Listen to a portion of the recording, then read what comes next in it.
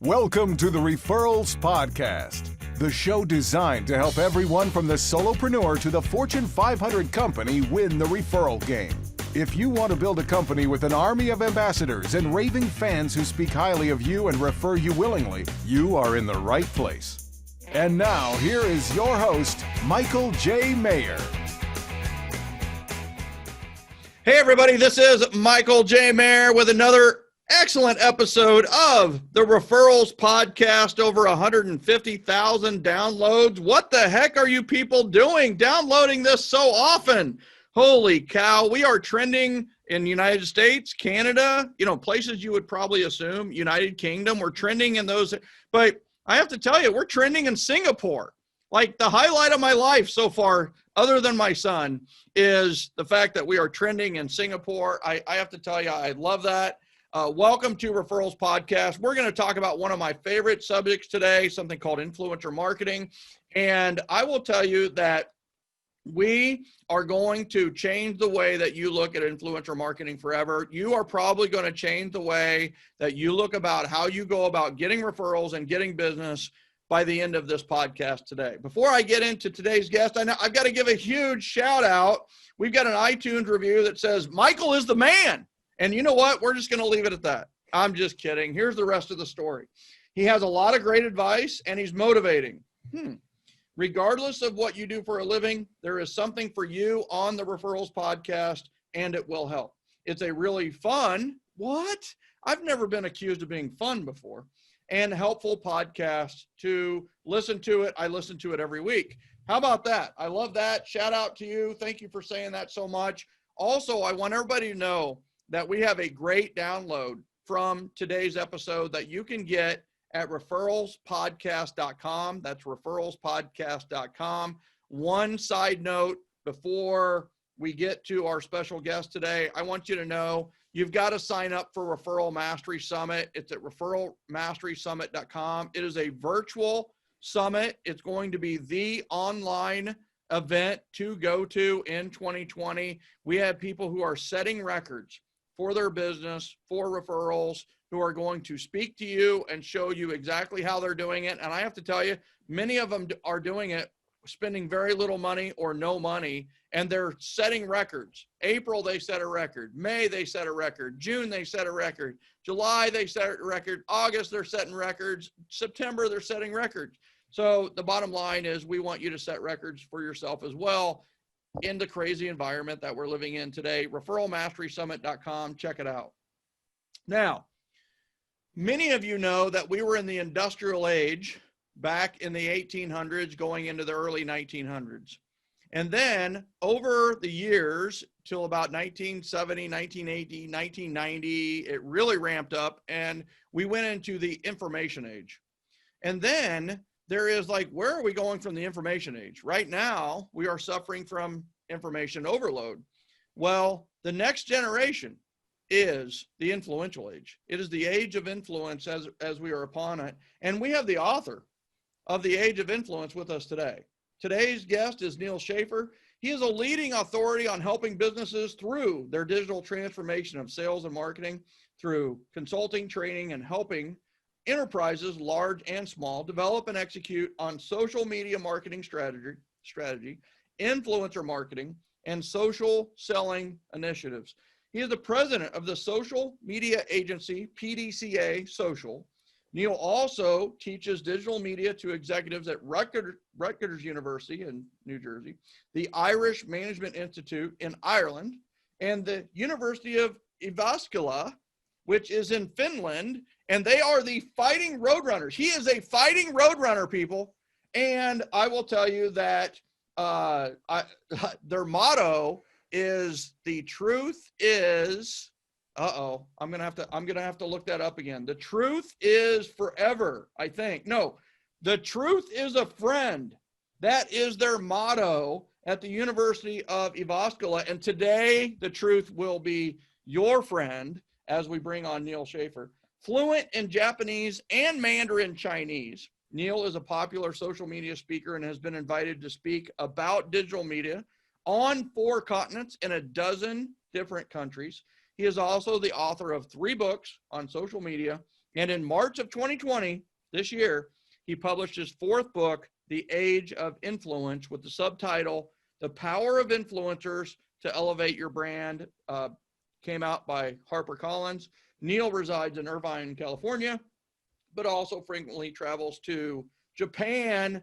Without further ado, let's bring on our guest today, Neal Schaffer. Welcome to Referrals Podcast. Yo, Michael, how's it going? I feel like I need to have my A game when I'm speaking here, huh? Oh my gosh. I'll tell you what, I mean, the fact that you're a fighting roadrunner in itself is something. And how about the motto of truth is your friend, right? Truth is a friend.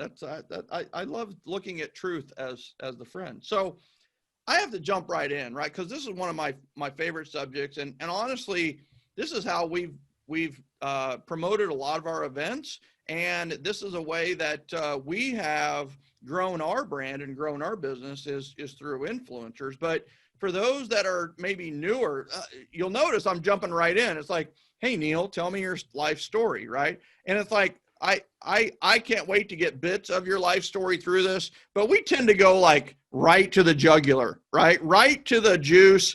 And, why don't you define influencer marketing for everybody listening? What is influencer marketing? So influencer marketing is tapping in to communities of content creators. So let's take a step back. And obviously, influencer marketing existed, believe it or not, before Instagram. You're like, what? I'm like, yeah.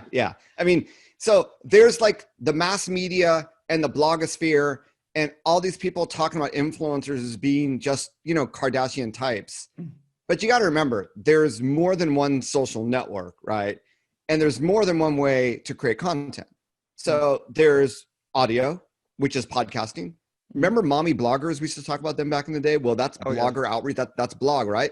Mm-hmm. You got video and you got photo. And video, obviously YouTube, but Google bought them like back in 1996 or anyway, a long time ago. A long time ago. Yeah. So even right, one of the first $1 billion acquisitions. So, and at the time we thought they were freaking nuts, but anyway, time will tell.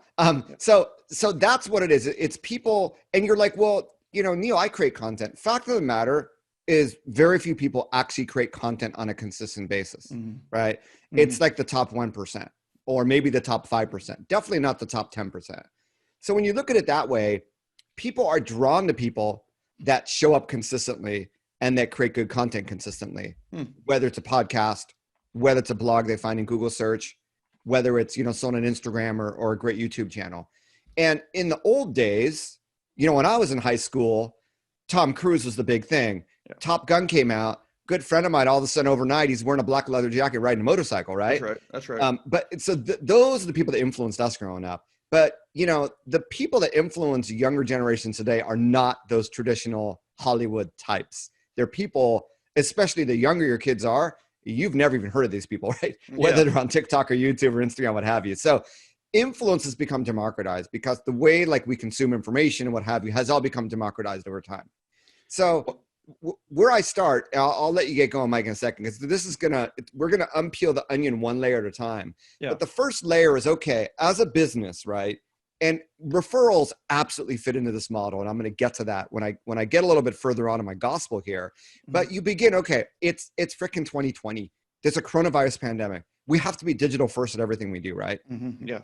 And we should all realize that. We should have been that way before anyway, because the consumer has always been digital first. So when we get to where we are now, what can we do from a digital marketing perspective? You have a website, obviously. You should be doing SEO. You better be doing email marketing, marketing automation, because that's year in, year out. That's great ROI. And obviously we're still searching for content. We're still reading emails. You need content marketing. You need to have content and, for lead magnets, for your blog, for social. You got organic social media marketing and it's becoming pay to play, right? Mm-hmm. And that's where companies stop. And it's like, well, and here's the thing, if social media marketing is becoming pay to play, then your business is not getting heard in organic social media. Mm-hmm. So I go to places like Japan or Southeast Asia, shout out to our homies in Singapore. Mm-hmm. So, those are areas. So Japan's really interesting. They're really far behind on all this digital marketing, social media marketing. And I talk to small business owners, right? And I talk about influencer marketing. And I'm like, well, how did you get business? And they say it's all word of mouth marketing, right? That's how we grew our business. Right. So they immediately buy into the concept of influencer marketing. They don't even have to necessarily do their own social media. They can just leverage influencers. Right. And you see a lot of this in China and in Southeast Asia, where organic social media for business is dead. When you pay for it, it's an advertisement. It gets expensive.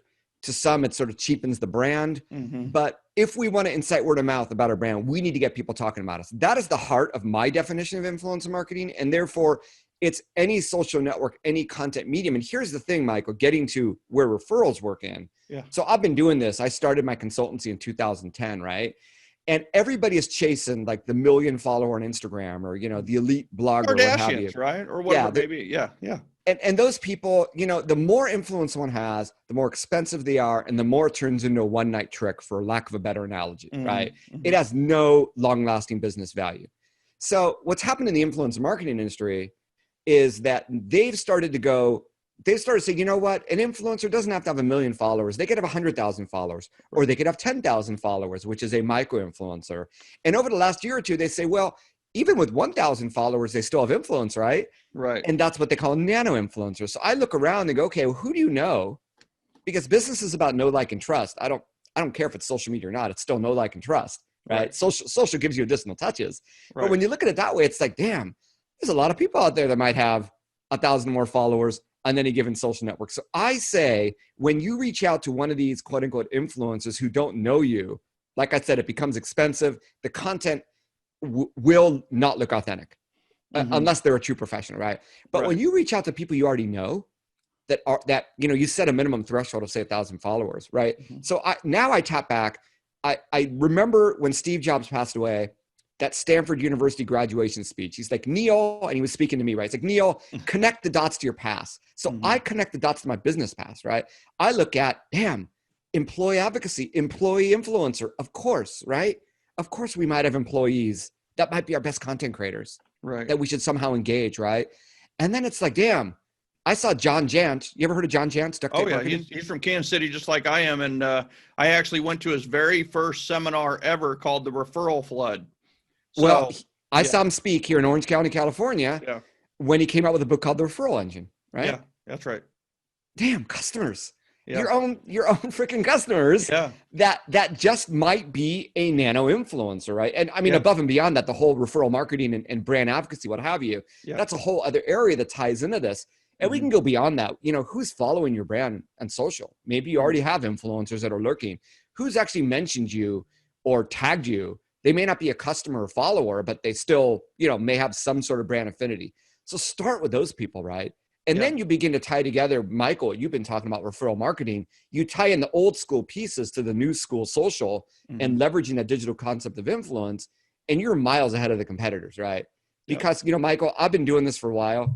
Most of my big clients have come from referrals, have come from introductions. Social media may have played a part in me getting to know those people better, but at the end of the day, it comes down to people, comes down to referrals.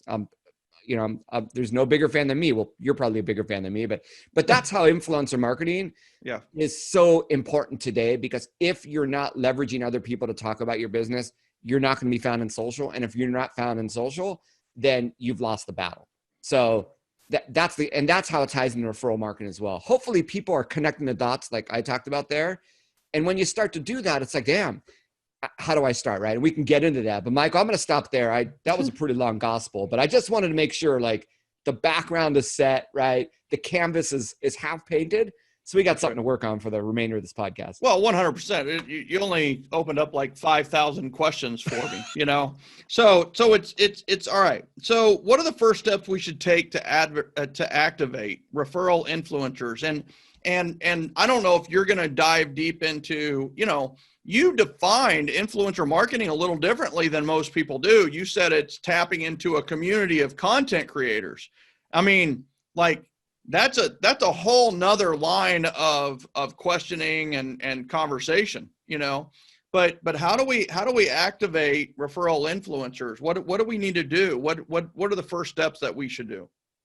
Well, the first thing is you need to dig deep in your database, right? You need to start to sort of figure out your customers, your employees, who's where on social. That's absolutely the first step, right? Yeah. And it depends on the type of business that you have. But if you have an email address, there are tools out there. They're called like social media pending or data pending, where you upload an email address and you can actually find the social media profiles, or you just add them. You add them when any given social network says, hey, add your contacts, right? So the first thing is actually to find, believe it or not, you should be following your customers in social media. I don't know why you wouldn't be, right? Following them and engaging with them, right? And that's really the first step. And once you start to do that, you begin to create the infrastructure. You begin to say, okay, who's engaging back? Who's a big fan? Who thanked me for following them or for commenting or, whatever it might be, or connecting with them on LinkedIn, whatever platform it is.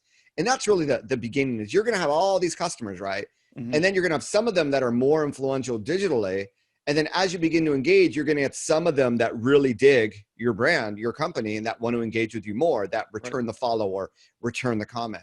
Yeah. And from those people, in order to activate, you sort of need to have an ask, right? Mm-hmm. And I think it comes into a program. And the reason I say program is this isn't like a one-time thing, because you want that referral engine, in the words of John Jantz, to work for you all the time. And it should, right? Mm-hmm. But you want to figure out a way, how can we create a program for all these people where I know, like, hey, review us on Yelp. There's a lot of real tactical things that people do, but I'm talking about when we think about our marketing, right? Referral marketing is one type, but there's another important aspect of influencer marketing that's become really important for really big brands recently. And this is content. So yeah, we're not going to contact our customers and say, hey, will you share this for us? Although we could, but getting customers to create content for you about how they've used your product, that is golden. That might be even more important than the amplification piece, right? Now you're sourcing content. I mean, it's the same as like putting a Yelp review on your website, but now it's like an Instagram photo that you're embedding on your website. You can use that for your organic social media. If you do advertising, I know it's a necessary evil. You can use that for your advertising. You can put it on your website, put it on your shopping cart page. And guess what? That sort of content from an actual person, not coming from you, is going to convert way better. Every data, study I've seen, it hints at that, right? Yeah. So so when you look at your referral influencers, think content first. And I think that's going to be a way to start a really, really good long-term program. I mean, you hit it on the head. I mean, here's the thing that's different, right? So many people for years with referral marketing or influencer marketing is, my whole thing is how do you, it's even to the next step of the referral engine, right? The referral engine is this automated referral system, right? Yep. And it's like, as a part of your referral engine or automated referral system, you need to be creating what I call an army of ambassadors. Ambassadors are these people who are speaking highly of you and referring you, or if your name comes up in a conversation, they brag on you, right? So they're this third party, always working for you type of deal. Well, the beauty of what you just said with content creation is we need to give our ambassadors a voice that is repetitive, right? So how do you do that? Is you do videos with them, or you have them do videos that is content create. Well, then you can use that forever. So they're actually, what if you could take what somebody would say about you and have them say it over and over again for 100 years? And that's what a video of your client, in 7L, I call it the 7 steps to a successful success story, right? And have them do their success story on video. It's forever. They're saying it. People are going to think that they heard that person say it because they saw a video of them or whatever it may be. So I absolutely love that. And honestly, I under-implement that and will no longer under-implement that. That is something that we'll put into place in a much bigger way, is taking our ambassadors and having them become content creators, not only for our brand, but for their brand as well. So I love that. Yeah, absolutely. And there's a role that, their content plays, but if that alone does not get enough content out there talking about your company that you can use, that's where you go for the co-creation, like you just mentioned, Michael. So I'm working with a client now, and she is an author, and she wants all these people to sort of read and review and talk about her book. So it's like, well, I'm like, why don't you create a podcast? Because then you can ask these people to be on your podcast, and you can get access to them, or create a summit, or ask them to be on an Instagram live or a YouTube interview. So the thing about it, Michael, is that when you become, and getting back to all influencers are content creators because they're creating content and publishing on social, right? So when you become that content creator where you can reach out to more people and you build more influence, man, the more influence you have, and I have a dedicated chapter of this in my book, the more influence you have, the easier it is to work with other people of influence. Because they're going to go, oh, you got 200 Instagram followers? I've never heard of you. I don't know. To, you got a few thousand Instagram followers. You're legit. Let's have a conversation, right? Right. And that's such a critical thing that a lot of people forget. That's why you definitely want to build your own influence, and using the content from your brand ambassadors, customer influencers, whatever you want to call them. I mean, that's a start, but just in the process of collaborating with them and of keeping top of mind by the fact that you're sharing their content, I mean, that's naturally going to lead to them talking more about you. It's funny because I'll have people like post stories, and I love, my book is in ebook. But when I reached out to people, I sent them the paperback because the paperback is Instagrammable. The ebook is not, right? Yeah. So I get people posting on their stories. So I'll share that in my story, right? Because that's user-generated content for my fans. And what's funny is they'll also on their story share the fact that I shared on my story, right? Right. So you're almost like triple dipping in this, right? And that's the sort one of post turns into 5. Yeah, this is the sort of word of mouth that businesses, man. If you have a Facebook page, I know Instagram, you might get more engagement. It's just really hard to do that without leveraging people. And if you can get some referrals from doing that by working with your customers, don't worry about those other people out there that have 100,000 followers or what have you. Irrelevant to your business. Start with those close. And as you build up your influence, when you want to reach out to people outside of that your sphere of influence, your center of influence, it's just going to be all that much easier. Maybe they're going to start reaching out to you. Hey, I saw you on such and such video. Hey, I saw you on such and such post. We should talk. And that's sort of how this all works. Yeah. Well, like this podcast, that's exactly how this worked. Right. Totally. So it works, and you're implementing it, and I love it. I will tell you, I mean, I think, so is there a best, I know this isn't one of our questions necessarily, but is there a best place to build your base for influence? I remember the day when Facebook page was, we have like 80,000 plus fans / likes on a business page. And honestly, the engagement is mediocre at best, is there, and now we have a Facebook group. We only have like 6,000 or 7,000 people in it, but the engagement is off the charts. There's something being posted literally every 15 to 20 minutes at the Generosity Generation group. But it's like, is Instagram, is TikTok, is LinkedIn, or how do we pick maybe where we put our energies to become more influential? Yeah. So I think that there's two things that come into play here. Number one, where's your customer? Right. You can have all the fun you want on TikTok, but unless you're selling something to teenagers, you're wasting a heck of a lot of time, even though you might be shedding some calories. So, if you're B2B, that's going to be LinkedIn. Yeah. Not sexy, but clearly powerful. Yeah. If you're B2C, maybe Facebook, maybe Instagram. If you're e-commerce, maybe Pinterest. I don't know, right? Yeah. But start with one. But more than that, what content do you think you could create? Right? Those 4 mediums. Maybe it's just I've seen businesses just being built from podcasts. I'm sure you've heard of them too, Michael, right? Yeah. So if you love to speak and audio is your thing and you love doing interviews, then it's going to be a podcast probably. If it's video, YouTube, right? If it's audio, if it's text, the blog.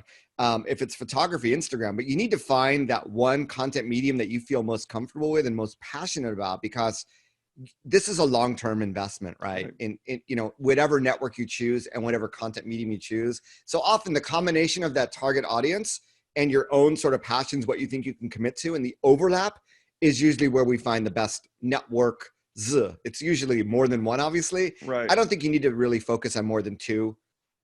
Maybe 3 if you stretch it, but usually just starting with 1, maybe extending to 2 is enough, but let that be sort of the guide, because some people listening to this might be in the B2B space where Instagram is probably irrelevant, right? And why are you talking about Facebook? Why are you talking about LinkedIn? But Facebook is also really relevant for B2B because not everyone's on LinkedIn, but everyone's on Facebook, right? That's right. So that's why it's not always just one network, but hopefully that gives you some guidance. Yeah, I love that. And I think that leads us to like influencer marketing in general is just like, how's the approach? Like, how have you heard from your clients how they have become successful? And is this about us becoming influential, or is this about tapping into influential people? Which is it more about in the age of influence? Yeah, I mean, influencer marketing is about tapping into other people's communities, right? That's yeah. right. But on the flip side of that, there is this whole thing about building more influence, which is actually going to help your influencer marketing. So Yeah. We're talking about primarily tapping into other people's communities, but just, like the last few chapters of my book, it's like, hey, here's why your business should become more influential on social as well. It's going to help the efficiency of everything else you do with influencer marketing. Well, if you tap into the influencer network, then you're automatically going to become more influential, because you're going to get more clients, you're going to get more likes, you're going to get more awareness, you're going to get more, and at that point, it's up to you to screw it up or follow up in the right way. I mean, you're going to either follow up properly and nurture that relationship to the point where they love you, or you're not.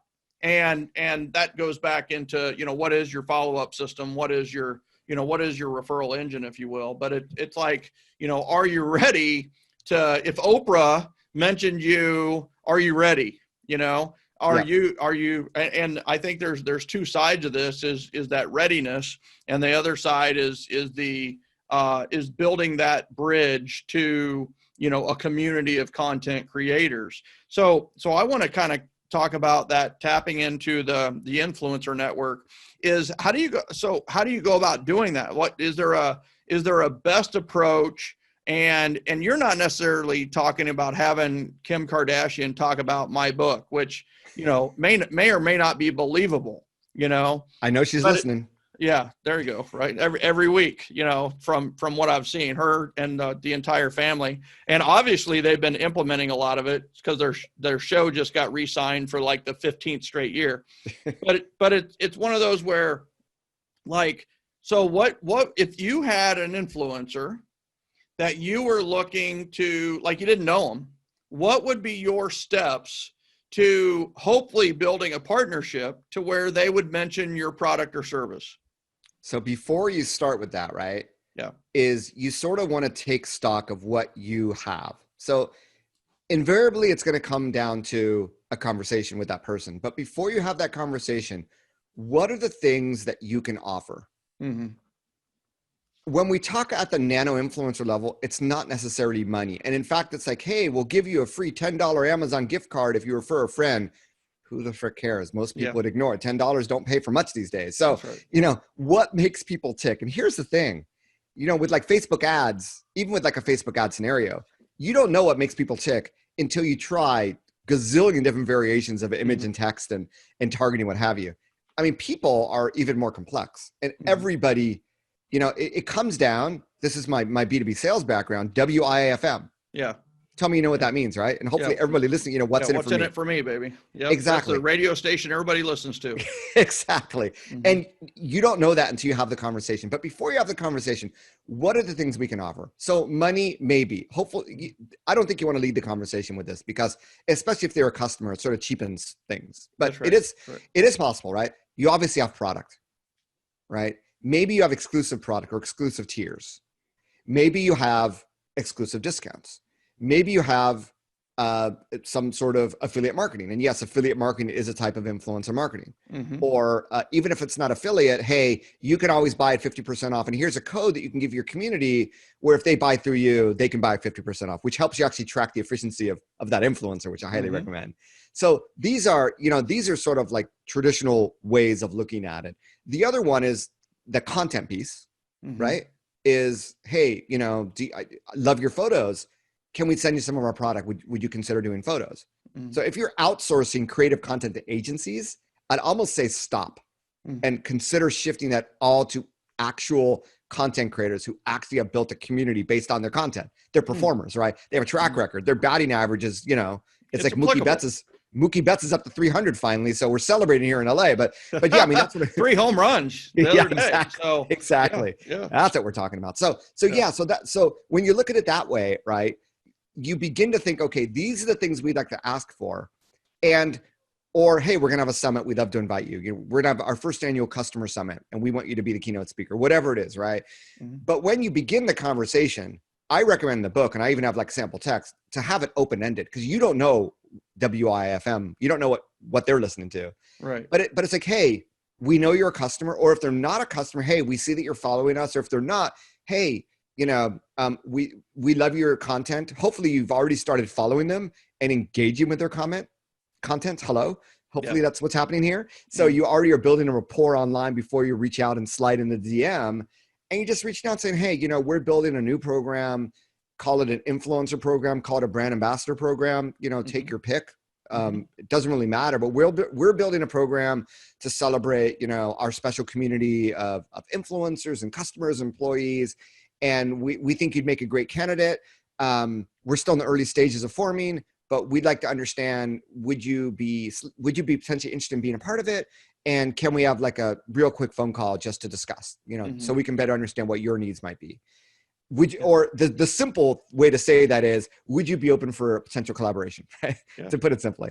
And you have the phone call. And if you already know what you're going to do, like, we're going to do this virtual summit, we'd love to invite you to keynote, that's fine. But if you're not so sure, and there's a few different things you're thinking of, hey Sandra, hey Bill, have you ever worked with brands in this capacity, right? What have you done before? Because if they're a nano-influencer, chances are someone's already reached out to them before you, right? How do you normally work with companies, right? Do you ever collaborate with brands?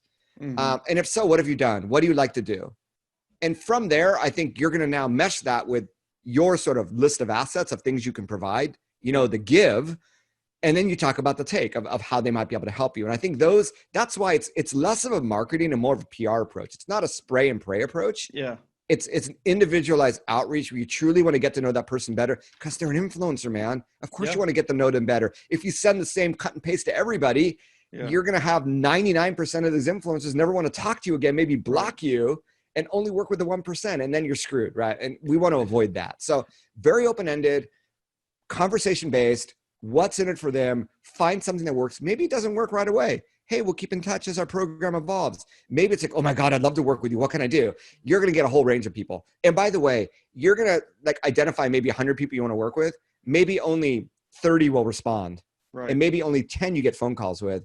And maybe only 2 or 3 you begin to work with. So it's like sales, right? You need to convert people, and you're not going to convert 100%. So you're going to need to reach out to a lot of people over time. Maybe 10 a day, maybe 20 a day. But that's the thought process. If you continue to do that, you'll slowly build.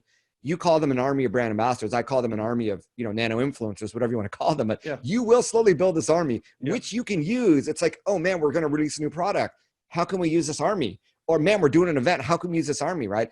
When you have this long-term relationship, they become a natural extension of everything you do. Oh man, we gotta let our program, they're gonna love this, or we gotta make sure they get invites, or we need to make sure they get the product before everyone else does.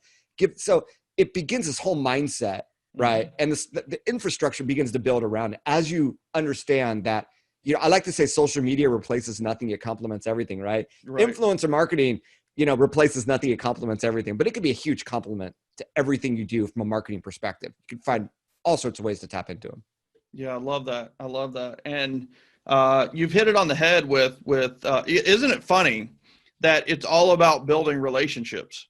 At the end of the day. It's when the client comes to you, it's about building that relationship. And the way to build a relationship today is far different than it was 10 to 20 years ago.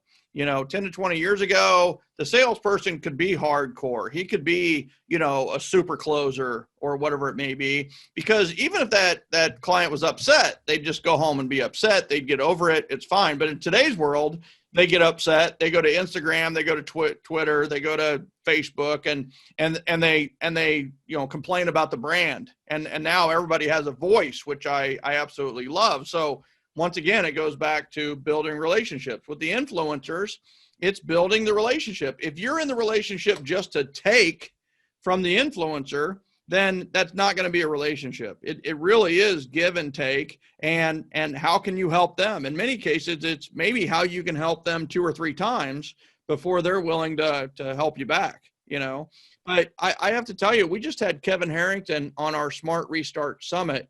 And Kevin Harrington is the original Shark Tank shark. He invented the infomercial. He delivered one of the best keynotes I've ever seen for us, and it was awesome. Well, the way we got him was through referral, but even through the referral, I could have lost it, right? It could have been a deal where it just didn't turn into anything. Well, it did turn into something because I asked the questions, like you said, Neal, is what's in it for him? Like, what is he doing right? Well, he has a book coming out, in the next month or so, and he wanted to promote the book. So we made sure during the keynote that we talked about his book and encourage, and people should get his book. It's Millionaire Mentor. It's a phenomenal book, but it's one of those where, why did it work?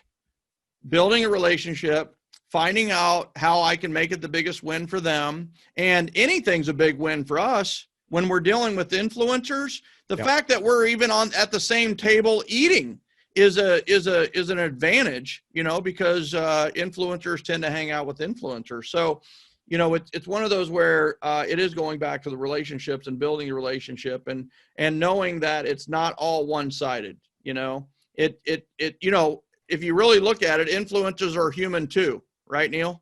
Believe it or not. And what I love about it, and I'm a true believer in investing in people, because now you're investing in relationships. Instead of giving Zuckerberg all your marketing budget, you're spending it on people and long-term relationships. Yeah. And I do believe, when I go to like marketing conferences and, hey, here's the social media track and it's all Facebook ads. It's like, dude, that's advertising. Yeah. It's not social media. No. But this influencer marketing, referral marketing, as it relates to social media influence, this is social media. This is social. You are bringing the social back into social media, and you will get people talking about you if you're successful at this. Yeah. Which is what all this is about. You either want someone, when your brand or you are brought up in a conversation, they're willing to be courageous enough to support you, or they're even strong enough to say, you got to use Michael, you got to use Neal for your influencer marketing, because, they wrote the book on referrals, or they wrote the book on influencer, or, they're doing this, or they're doing this. And that's what we want to breed in all of our relationships, is confidence. It's support, confidence, and trust. That's what we want from everybody we meet. Well, you don't get that by taking all your life. You don't get that by being a jerk. You don't get that by all these other, you get it by delivering a lot of value, and helping people get what they want. So I love it, man. You're right on track. I love the title of the book, The Age of Influence. And it's one of those where we really are in the age of influence. We individuals have never had the power to build influence like they do now. It used to be you'd have to be on TV, or you'd have to write a book, or you'd have to maybe even be on the radio. In today's world, all you need is a Facebook account, a Twitter account, or an Instagram account, or if you're super young, a TikTok account, which may or may not be going away. But it's like you have the ability to have a voice, and not just a voice, but a loud voice that everybody recognizes and wants to be around, You're amen, man. Preaching to the choir. But yeah, and that's the thing. When I talk to people that are older, it's like, dude, turn the clock back 30, 40 years ago. If you wanted to get the word out about your business, what were the options? And radio, TV, newspaper, magazine, they were all expensive. There was no user generated content. So we have such an amazing opportunity, and the algorithms just don't favor businesses. Sorry, they're pay to play. So you got to work with people. So you yourself becoming an influencer, sure.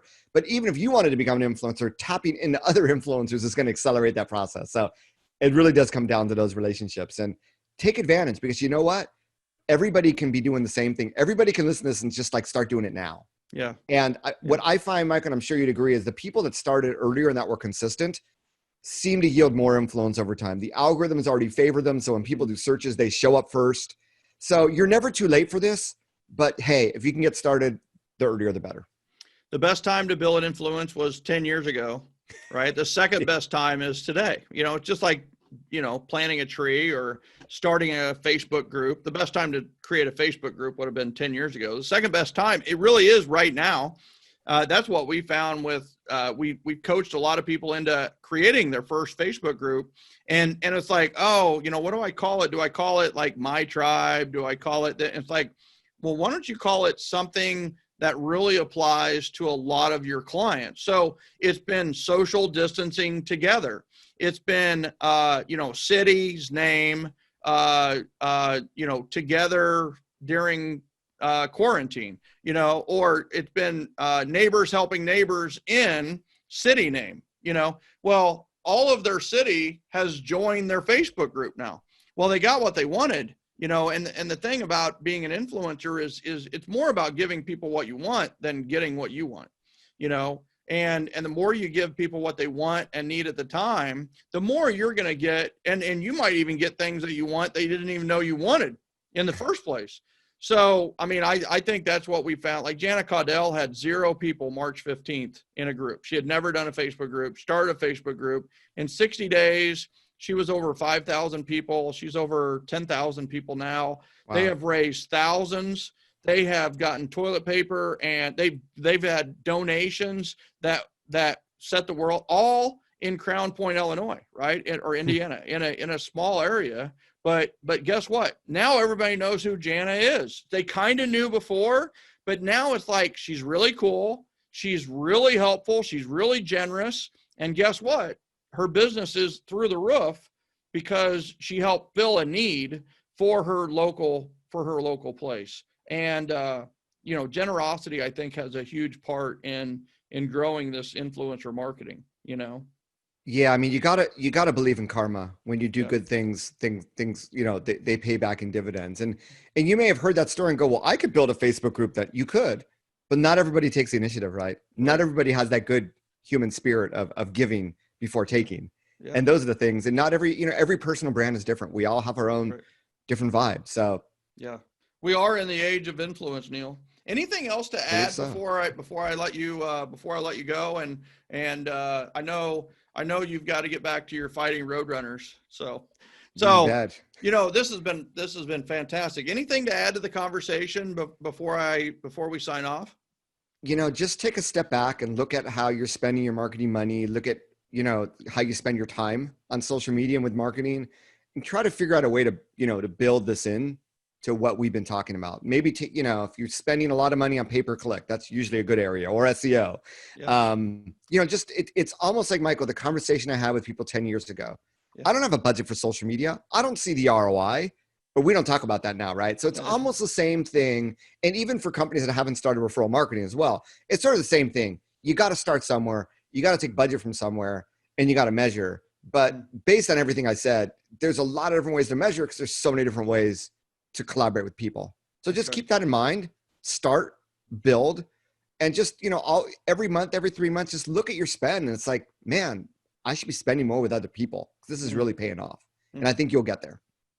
Man, I love it. I love it. The author of The Age of Influence, with the subtitle of The Power of Influencers to Elevate Your brand, right there. The book is on there. The book, he has one. You've got to get one. Why don't you have one? You've got to check it out. It's by HarperCollins, and the author is Neal Schaffer. And guess what? We have a free download for you. You get the first few chapters of that book, which has a ton of value in it just by itself. You can get that at referralspodcast.com, but I'm going to highly suggest that you go get the book on Amazon. It is The Age of Influence. Neal, thank you so much for being on the Referrals podcast. We really, really appreciate this information. Ton of value today. I appreciate it.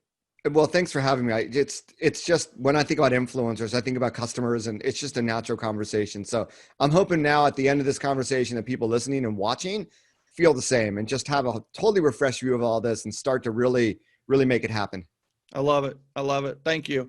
Ladies and gentlemen, thanks for tuning in for another episode of the Referrals podcast. Do us all a favor as well, is go check out Referral Mastery Summit. That's Referral Mastery Summit.